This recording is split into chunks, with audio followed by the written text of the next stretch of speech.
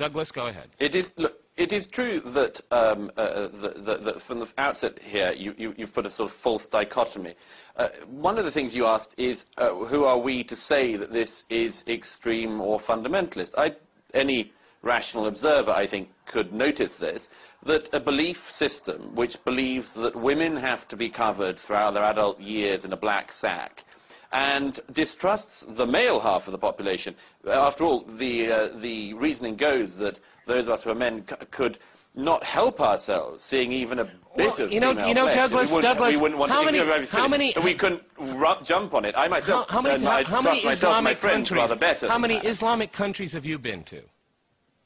Quite a lot. I'm going to another one next week. And I have too. I think a lot of people... Okay, let's play passport No. What I'm saying is a lot of people of Islam, Muslims, find it offensive that women walk around nude on the beach. They find that extremely offensive, okay? So, I mean, who's to say what's offensive and what's extreme, okay? That's the lens you put through it. I'll explain to you.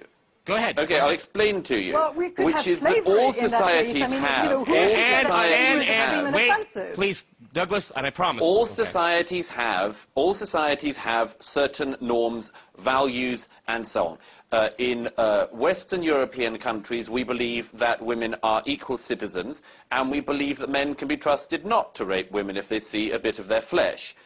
We have a different dress code on this. It is entirely acceptable for societies to decide what goes on within them, and that there are boundaries beyond which you cannot go. My society, as I stressed earlier, already has made that decision. I cannot go into certain public buildings and places, or indeed spend my whole life with a crash helmet on my head, nor could I do so with a balaclava. My society also decides, rightly or wrongly, depending on your view, that I can't walk around naked all the time. And in fact, there's a naked rambler who's been trying to walk around Britain for years and has been arrested every time because of that. We already decide that it is in the public interest that people don't walk around naked. Yeah, well, it should be possible to decide that it also is wrong for people to walk around fully veiled. Is the individual you're talking about walk around naked because of religious beliefs?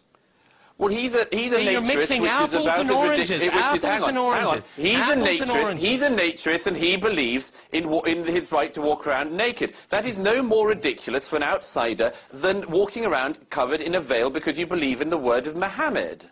No more ridiculous. I don't agree with you. Anne, you wanted to... I know you have something to say, Anne Elizabeth. Go ahead. I'm flabbergasted by this, but basically I will say that we are talking about values that have been recognized by the United Nations, by the Charter of Human Rights, and if you want to sort of speak against equality between men and women, then you are basically turning your back on what 190 nations have formally agreed to. I think it's countries like France that are in an identity crisis right now. Sarkozy is using this issue where he doesn't have much traction on most issues at all in his country, and he's going on this issue here because he can get support here. I think in many ways it's very, very cheap. It plays upon racism. It does play upon Islamophobia. Ask yourself why he gets traction on this. All politics is local and here and now, okay? Why he suddenly just picked up on this and ran with it, it's very, very suspicious to me. He hasn't. We passed that bill in 2004 about the hijab. We are fairly consistent, and the hijab bill was so successful that only 13 girls were taken out of state schools in France because of that bill, and everybody else, including the huge majority of French Muslims, have accepted it. If you go down the path that you want to go down, these women in burqas will grow in numbers because you will never, ever see them. They will just multiply behind the doors. The number of women in hijabs has decreased, what you would want to do would make the invalid. problem even worse when it's not even a big problem right now. Don't you think? Logically speaking. It is a big problem right now. Well, the numbers don't show it. The numbers show hysteria. Hysteria. Really, less than 1% of 5 million people. Less than half of 1%. Which is terrorist preachers that preach basically terrorism and assassination of minorities, other minorities. We have an extremist problem in the 9/11, the people that perpetrated 9/11 were not even fundamentalists at all, okay? At all. You guys make this connection all of the time. They were not. They were more secular than most. Oh, come on. Then you guys don't even know the history of the people of the hijackers. The majority of the hijackers. Okay, how can you keep speaking, let alone hosting a show, and know so little?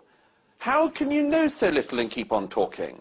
The 9/11 hijackers weren't fundamentalists? Not in the way that you're talking about the burqa. No way. Well, I haven't look even... Look at where they came from. Well This done. was The more of 9/11 a hijackers political didn't wear act burqas. to Well commit noted. terrorism. Well noted. It wasn't out of religious belief. You should get to know your history of the people that attacked the Twin Towers. It's not babble at all. What babble? You are trying to... I don't know where on earth you're coming from on this. No serious person can even keep on saying the nonsense you're coming out with. Well, if you read the letters that they left, most Muslims wouldn't do that. Read the letters that they wrote. They wrote to their girlfriends. They didn't invoke religious law. I mean, learn something about Islam before you say somebody's talking babble, okay? That's ridiculous. It strikes me that you're speaking from a position of unique ignorance.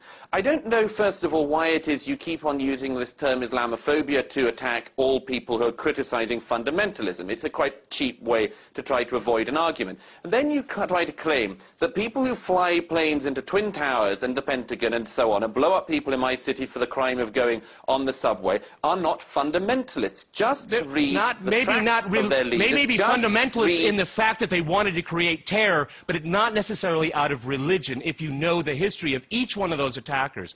That's not true at all. That is very ignorant. Right, all right, let's go to Paris because we're running out of time. Let's go to Paris because we're running. I'm sorry, Douglas. Any of the major texts on this and you'll learn. I've learned. I know probably more than you'll ever forget. Go ahead. Well, it's a good... I wish you'd tried to show it. Okay, Anne. I wish you'd tried to show it. Elizabeth, go ahead.